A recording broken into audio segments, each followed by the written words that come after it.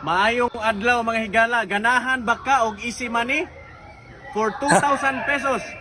Bring me 2,000 ha. Drug user. Drug user, and for 5,000 pesos dali ko ninyo og street level drug pusher. Unsa pa inyong giula? Atak na mga adik. Maayong adlaw mga higala.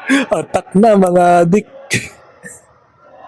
Kaso ikaw yung na-attack eh. Nawalan ka tuloy ng trabaho. Kasi mali naman talaga yan. Mga ka-plastic.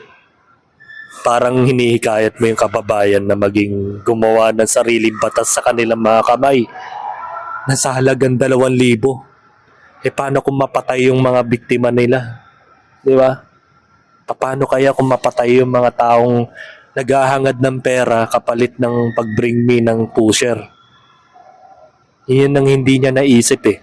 Maraming instances na pwede mangyari na kapag ginawa mo to, ano na lang yung mga iisipin ng mga fans niya, mga followers niya. Hoy, may 2,000 tayong nag-aabang dun. Maghanap tayo ng mga drug addict dito sa lugar natin. So paano na lang kung sandamukal na drug addict ang idinala sa presinto mo? Makakaya mo bang bayaran ng tigda 2,000 yung mga taong yun? Paano kung onsehan mo sila? Di nag-cause pa ng matinding gulo yan. Kasi parang pang-i-exploit yung tawag dyan eh. Ine-exploit mo yung tao na gumawa ng sarili nilang batas sa kanilang mga kamay, mga ka-plastic. Ano pang hinihintay mo? Manghuli na.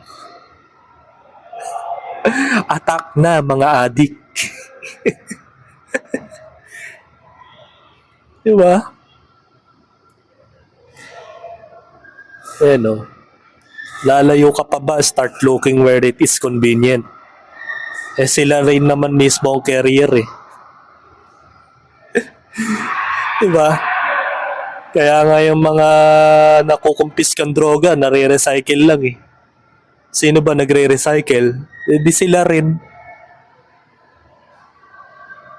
Alam mo, pa-birthday celebration mo, no? Bring me ganito. Bring me drug lord and drug protectors dapat, sir. Ito, ang hirap-hirap nga huliin ng drug lord eh. Dahil hindi mo matukoy kung sino sila eh.